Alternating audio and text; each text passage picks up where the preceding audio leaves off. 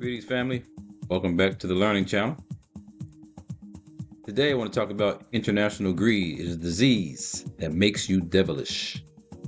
Now, I will start off with some joy about the beauty of life, but we are actually pawns in the game of life. So if you don't understand it, if you can't break it down, you continue to get manipulated. So what we do here in the Learning Channel, we try to discuss history, discuss some books, to lead you in a direction to find a better way to get out of the quagmire or the swamp that you may be in. But that swamp and that quagmire is created by others, like economists, financiers, people trying to keep their money. So we're going to talk about that today. I had a chance to go to South Georgia for a couple of times for a specific event, hanging out with some of my tennis buddies. South Georgia. So you see there's a map of Georgia. Atlanta's way up here where you have a concentration of black people. The whole redistricting policies that go on with the government and people trying to dismiss black conclaves. Well, you see here in Atlanta, large black population, but as soon as you start going to the other parts of the country, of the state, this is why they call us a red state, because it's more people here that support things that the current administration would support. So I drove from Atlanta all the way down here towards the coast of Georgia. So peace, beauty, tranquility, but lurking in the past are some devilish things that have occurred. So a dark past, and it's the breeding ground for the devilish mission. So I'll explain that. So again, Atlanta proper. We go down towards the area that I visited, St. Simon, Brunswick, and Jekyll Island. We're going to talk about that Jekyll Island. So, beauty. I took this picture and I like that sun that was shining because it looks very warm. But underneath that sun, in the past, some devils have created some economic disasters that we are experiencing today. Beauty. Marshes, the ocean nearby, of course the smell from the fish and the reeds sometimes can be pretty strong, but a beautiful place. You can see why somebody would want to come here for a retreat. Those weeping willow trees, looks beautiful. So you see why someone would come here for a retreat. Well, I went down with my tennis buddies, cool tennis crew. We spent some time down there for our ass whooping contest. We played tennis, enjoy one another, eat, fellowship like brothers are supposed to do. Now, if we were some brothers trying to manipulate the world, though, that'd be a different story. But in Jekyll Island, years ago, somebody came down here to manipulate the world. We're impacted by that today. But I'm just trying to give an example of brothers can work it out. Brothers and sisters can work it out, but there's been somebody that worked something out that put us in this financial bind that we're currently in. So again, just seeing the joy of people being able to hang out and be together, not just the brothers, but you see in the community, there are many people that are now able to get along because in these places that are here in Jekyll Island, there weren't a lot of opportunities for black people to thrive and survive. They were pretty much in the past slaves or the indentured servants, so they weren't able to enjoy a place and time like this, like we are able to do today. They have an annual Porch Fest in Brunswick, and cool brother Rico got a spot, beautiful porch where they play music, and you got people coming throughout the community, coming to listen to music and support the community. So here we are enjoying our Porch Fest at a beautiful meal after our tennis matches. Here you have the community getting together, socializing, buying, local items, food, festivities, enjoying music. Here we are again, just seeing the beauty of this land, this place. But underneath and lurking is a sad tale. So this is also the location where that brother Ahmaud Arbery was assassinated, murdered, killed by these white vigilantes. Can't forget that history. So there's something going on about this time. It's this place. So we got a chance to play tennis. Got to be healthy and fit for the revolution. So ready, set, action. So tennis is what we do to stay healthy and fit.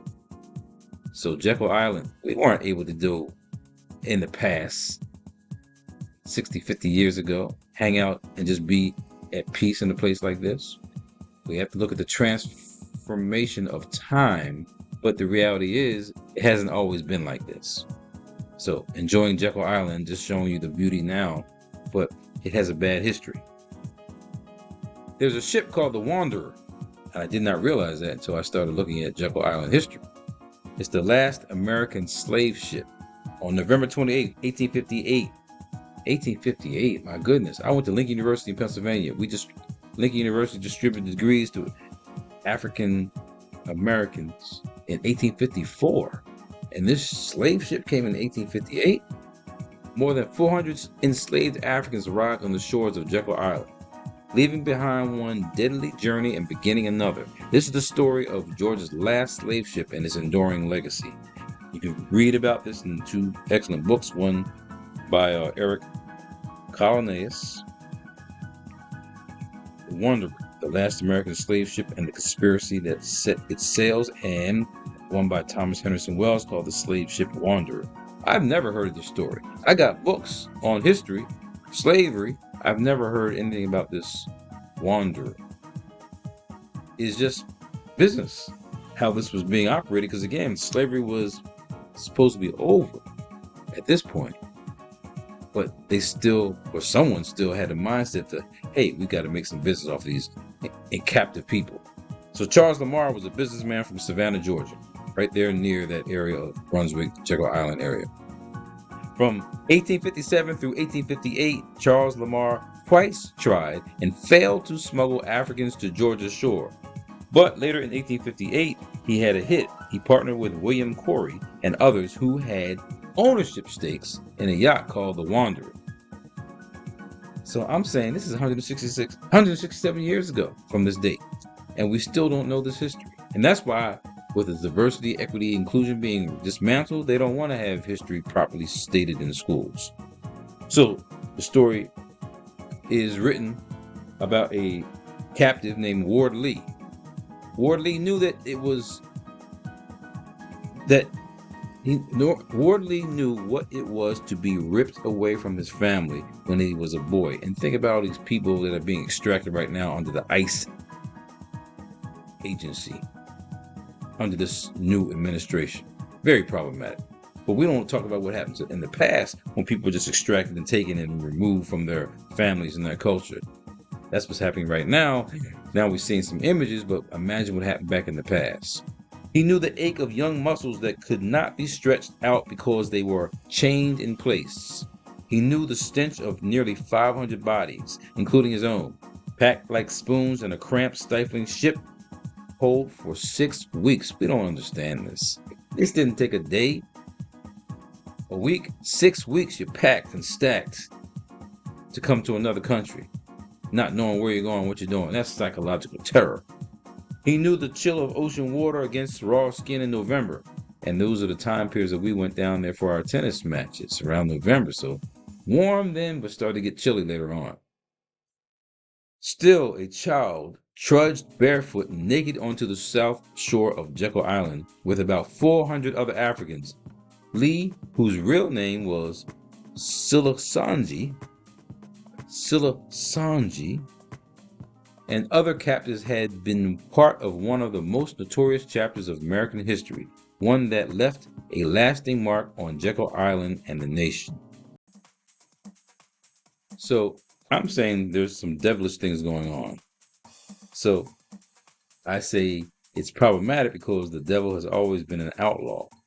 So Ward Lee and others had been the human cargo on the Wanderer, the last ship. It was also one of the last such ships to drop anchor on American shores before the Emancipation Proclamation in 1863. But long after the United States Congress outlawed the importation of enslaved Africans in 1807. The devil's going to do what they want to do without worrying about the law, and that's problematic. So we have the same thing going on today. So the devil makes up his own rules when he starts losing. So look at the time frame of this 2-year span, 58 to 1960, 1858 to 1860. The wanderer leaves New York bound for Charleston on the first leg of his legal voyage to the Congo in Africa in June. In September, the wanderer arrives at the mouth of the Congo River. Yes, over there in Africa. In October, the wanderer departs, so it took about a month to gather these Africans, captured about 4 of them. Terror going on. Mass terror going on over there in Africa. In November, the ship lands on the southern end of Jekyll Island, so about, again, 5-6 week trip on the Middle Passage. December, a hearing is held in Savannah for Corey and his crew in federal court because they weren't supposed to be doing this. It's against the law to be trafficking people like this. And again, you have people that were in school, college, learning as Africans, free, and then you have this slave ship being in our midst. So in 1859, in April, Charles Lamar is indicted in the Wanderer conspiracy. A week later, John Cooper and Henry de Bijon are indicted. Now, again, they play games with the law. So it says in May, so a month after, prosecutors file a no prosecute order, whatever that may be, effectively ending the case against Lamar and others. So it was dismissed.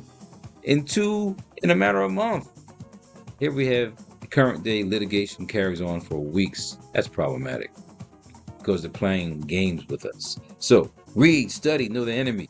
So if you want to know more about that story about the Wanderer, also look at this article called Water and the Blood.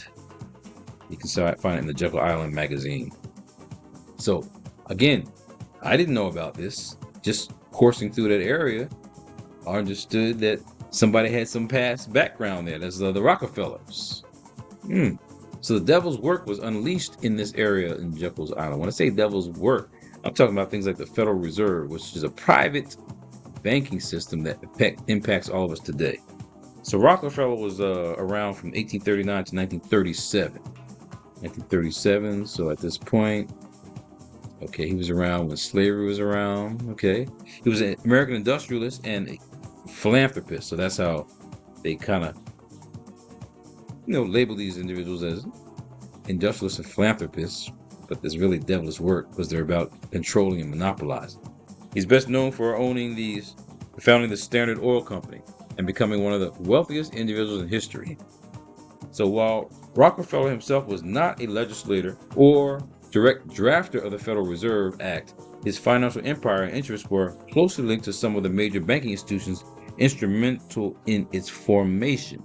For example, National City Bank, which is now Citigroup, associated with Rockefellers, was one of the influential banks involved in the discussions and capital commitments around the Federal Reserve. Now, prior to that, the Federal Reserve happened in 1913, but prior to that, his monopoly was dismantled. Oh, he was pissed. So, in this breeding ground, as we were on our tennis journey and enjoying the beautiful environment, there's a cottage there that was built on an Indian mounds. Again, whatever the white man had to do to erase history, they would do. So you wouldn't even know that all that land was native people's land. So the Rockefeller Cottage, also known as Indian Mound Cottage, was built in 1892 by architect Gordon Mackay for William Rockefeller, who used it as a winter retreat. Beautiful land. So they're going down there to enjoy themselves, but also plot and plan. The cottage features 25 rooms, including 9 bedrooms and 9 bathrooms, and is notable for its unique architectural elements, such as an elevator and a cedar-lined safe. So, they messed with his money. He was mad. The Supreme Court ruling, 1911. Now again, Federal Reserve, 1913. The Supreme Court ruled in the case of Standard Oil of New Jersey versus United States that the company had violated antitrust laws and ordered its breakup into 34 independent companies. This landmark decision marked a significant moment in U.S. antitrust law and set a precedent for future corporate regulation. So he was mad. So he probably helped to organize these 6 men to create this Federal Reserve System. Nelson Aldrich, A. Piatt Andrew, Henry Davidson, Arthur Shelton, Frank Vanderlip, and Paul Warburg met at the Jekyll Island Club off the coast to plan the reform of the nation's banking system. The meeting and its purpose were closed, guarded secrets, and participants did not admit that the meeting occurred until the 1930s. These people who are in the government lie all the time. You may not hear about things until years later, not days, years later. But the plan written on Jekyll Island laid a foundation for what would eventually be the Federal Reserve System. So, the devil works behind the scenes. So Rockefeller himself was not a legislator, as we said, but he was part of the organizing of making sure we're going to get our money back. We're going to control and dominate. So from black bodies to black oil, the breakup of Standard Oil led to the creation of several major oil companies like ExxonMobil and Chevron, which continue today to be major players. The case against Standard Oil remains a foundational example of antitrust enforcement in the United States because, again, we don't want monopolies. But the system has moved towards having corporations as people. Watch that DVD or that movie called The Corporation. They even did a sequel to it called The Corporation. And it really talks about how they have made it where they will control money, resources, and people. So they want, it says, Rockefeller Standard Oil serves as a critical case in the study and discussion on monopolies, corporate ethics, and the role of government regulation in maintaining competitive markets. That's what you would like to have. But you have people that have been set up and put in the government to deregulate. Deregulating is devilish. Privatization, devilish. Rockefeller was pissed off. They broke up his monopoly, so the devil changes the game when they're losing. Heard of this guy? John Pierpont Morgan? Well, financially you may know of him because of the name J.P. Morgan, but his name was John Pierpont Morgan. Look, Theodore Roosevelt, as a president in 1901 to 1909, had a problem with these people. Now, the Federal Reserve is not till 1913, but he saw what was coming. Theodore Roosevelt believed America's greatest evil was too much power in the hands of corporate America. That's 1900s, early 1900s. We're now in 2025. What we have? A takeover. If we don't understand the pieces of the chess game, we're just pawns. We're manipulated. J.P. Morgan, he died in 1913, so he wasn't, I don't know, maybe part of that banking Federal Reserve System, but he was the man. He was the American financier. He was all about money, and he got his money from railroads and steel. But check this out. Perhaps you know, maybe you don't know. J.P. Morgan involved in the trafficking of captive Africans as loan collateral and owned several hundred slaves. Look at that. Born 1837. So you know slavery was still going on in the early years into 1863. So they were involved in human trafficking, making money. So the reason why J.P. Morgan got so much good money, because the subsidiaries grew and they made their money off of African people. So the financial devils that were meeting there, names you need to know. You know all these basketball players' names, football players' names, baseball, sports people, and entertainers, but you don't know the people have made it harder for you to survive financially because they don't want you to survive. It's about a takeover. So Benjamin Strong, he was the governor of Federal Reserve Bank, 1914-1928. So right after the Federal Reserve was created, 1913, these guys came into place. And then Paul Warburg, he carried on from 1916 to 1918. Got to know the names. So the Jekyll Island Club in the past, just to get about the Mar-a-Lago facility in Florida, run by Donald Trump now. Elite membership. The Jekyll Island Club, founded in 1886, was a private club for America's wealthiest families, including the Rockefellers, Vanderbilts, and Morgans. The club was known for exclusivity and luxurious amenities, making it a popular winter retreat for the elites. It was warm down there, away from the media, plotting, planning our destruction today, and that's why Mar-a-Lago and whatever happens at that place is problematic. That's what the devil does his deeds. In secrecy. So, if you don't know this, then you will continue to get played by the banking system and by the way that we're being told to, I don't know, create and get into debt. They're trying to create 50-year mortgages now. That's devilish. So, the devil's legacy. In summary, the Rockefeller family's involvement with Jekyll Island is marked by their ownership of the Rockefeller Cottage and their participation in the exclusive Jekyll Island Club, which played a significant role in American financial history.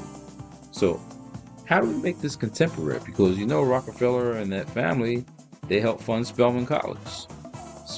Spelman, Rockefeller, there's some connection there why that school is always at the top of the top HBCUs.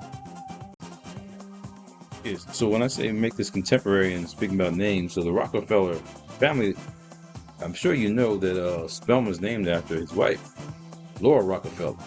So they call her an American abolitionist teacher and philanthropist also. She was the wife of John D. Rockefeller. So I was looking at a book I got by Taylor Branch. Have you ever read that Part in the Waters? America in the King Years? But he has a whole chapter in here on Rockefeller and Ebenezer. So they had plotted and planned to control some of those black institutions to ensure that they wouldn't be too revolutionary.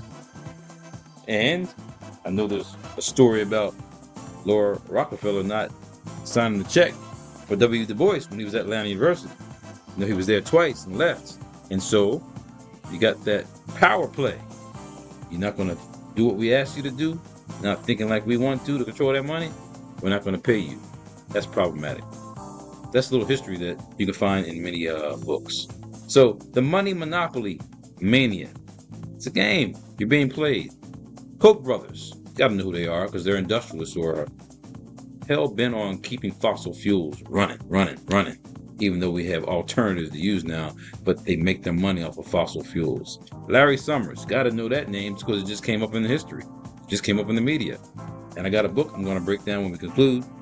It talks about his role as an economist jacking up our economy. He was part of hanging out with them people with Jeffrey Epstein. So Timothy Geithner, Larry Summers, they were in both Obama and Clinton's administration.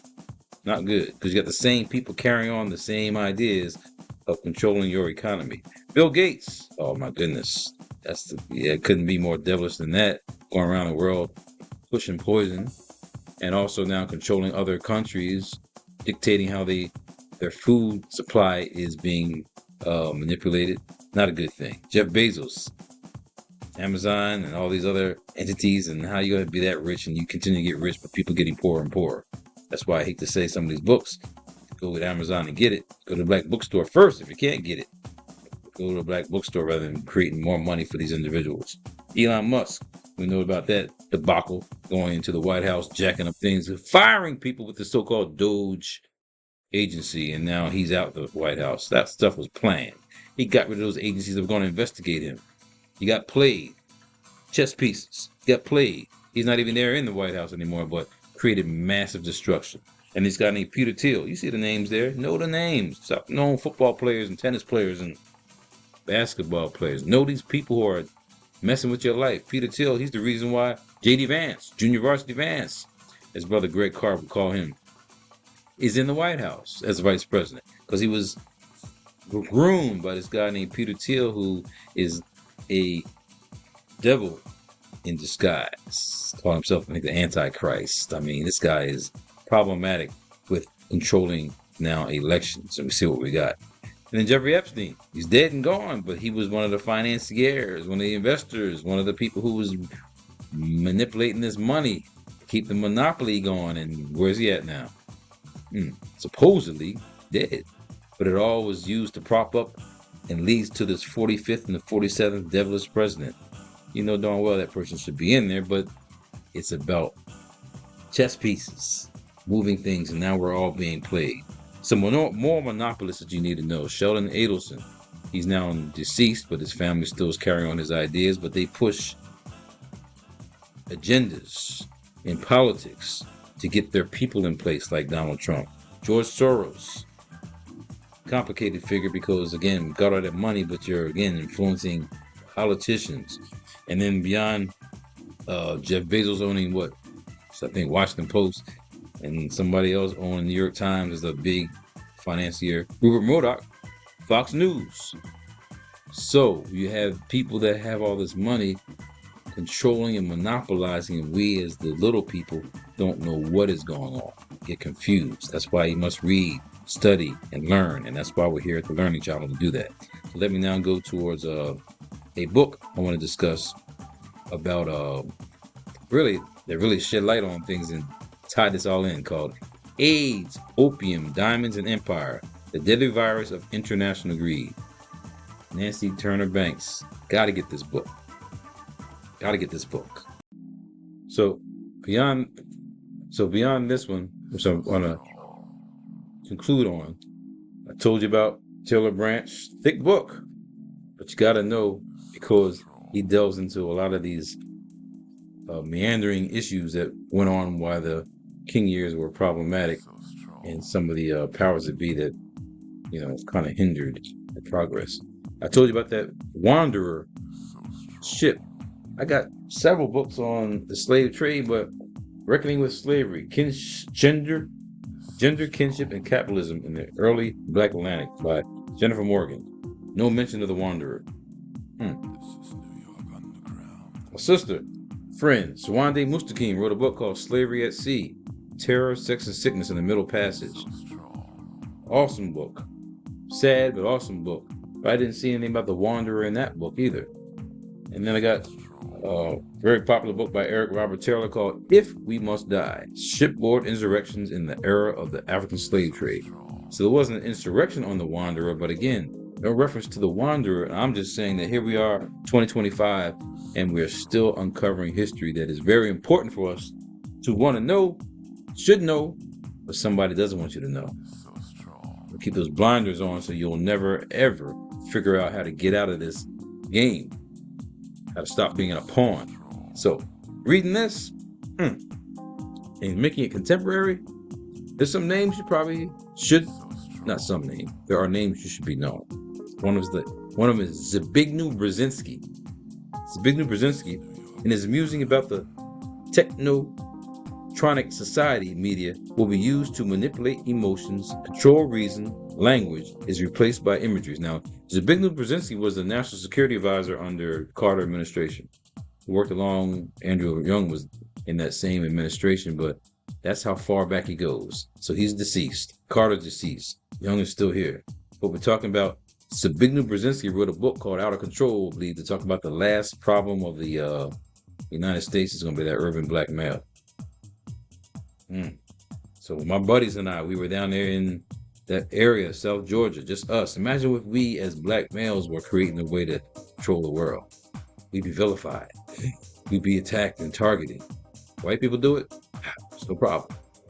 So Zbigniew Brzezinski stated in his musings about the new technotronic society, this is now written like 80s and 90s, will be used to manipulate emotions and control reason. That's why the whole MAGA movement is manipulating people's emotions. Language is replaced by imagery. So rather than have the right words, you just show images. So they're red hat. So imagery, red hat, MAGA. He further posits that the persisting social crisis, the emergence of a charismatic personality, and the exploitation of mass media to obtain public confidence will be the stepping stones in the piecemeal transformation of the United States into a highly controlled society. In its humane and individualistic qualities, would there be loss? So they don't want you having your independent thought. So this is stating way before the Trump era.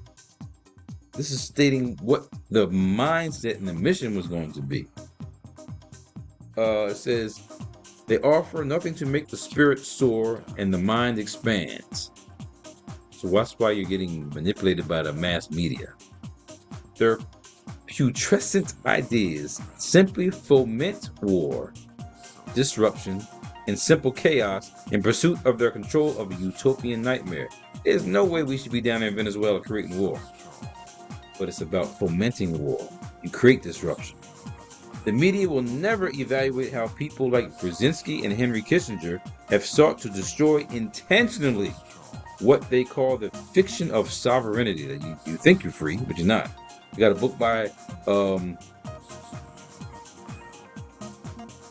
B.F. Skinner called Beyond Freedom and Dignity. It was written during like 1970s, saying that, fine, you want your civil rights, you can have them, but still control you. This is their thinking. This is the devil's way of thinking.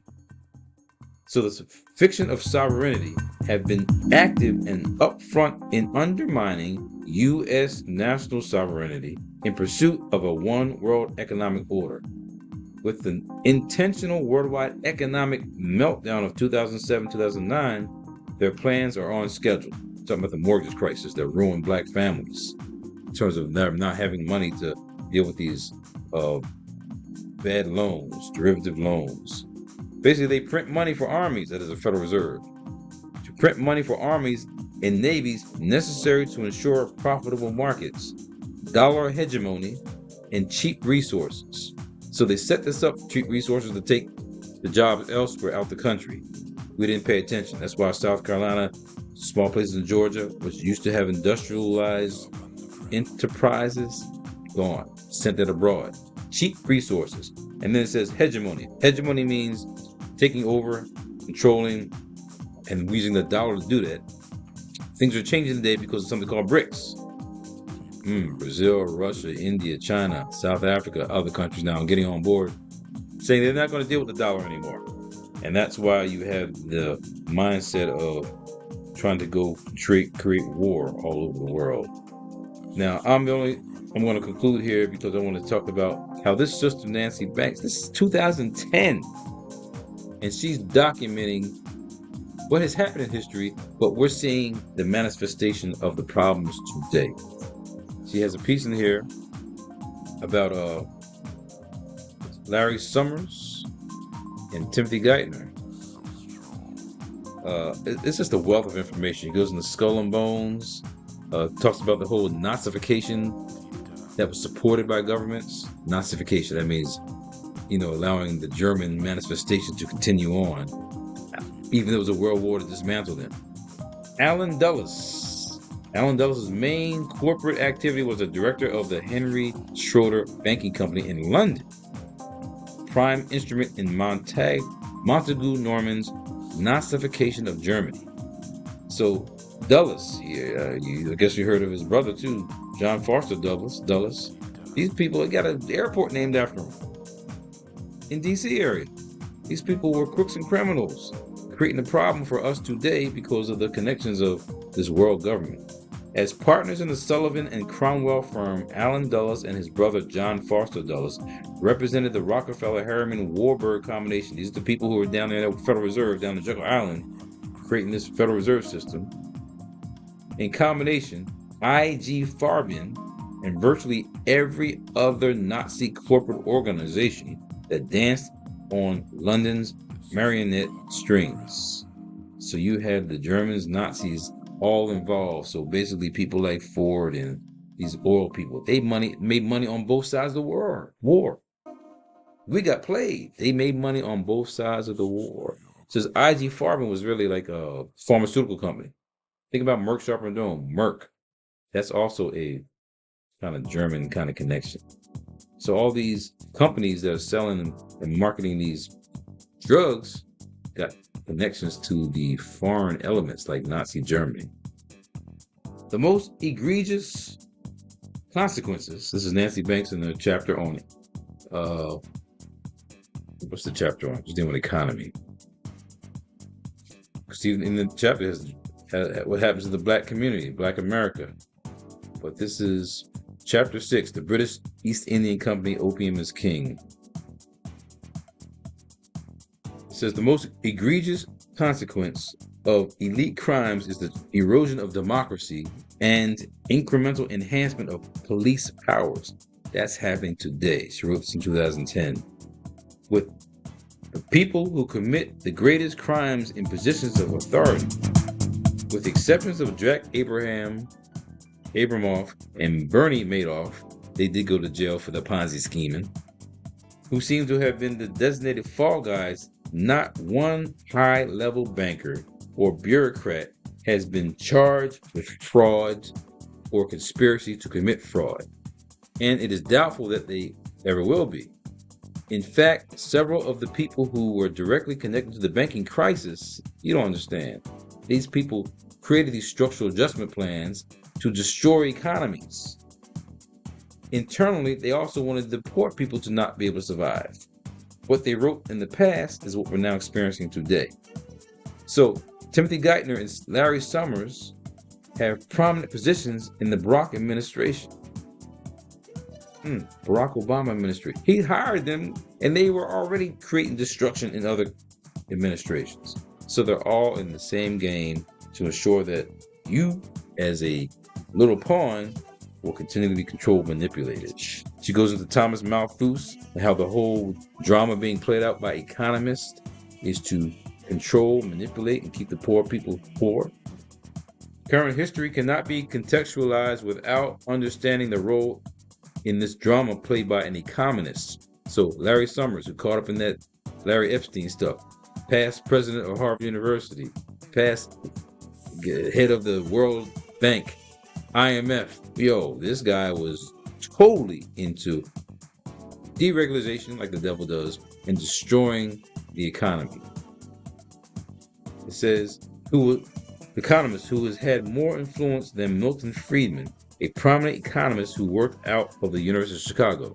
So Thomas Malthus, again, that's old school, that's 1834, was the economist for the drug-pushing British East India Company. Remember now they were trying to what?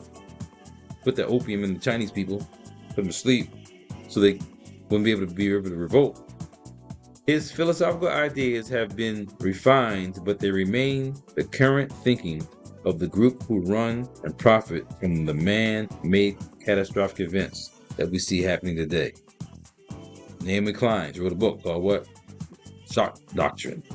These people are making money off of our... So in conclusion, I need you to keep studying with me. I need you to keep reading on your own. I need you to help exposing this situation, because the only way we're going to fight and conquer this is through social justice. No matter what you may be doing in your little community, in your little space and place, you have to teach one to reach one so we can make a change. So again, doing my part, follow along with me. We'll win this war. Thank you.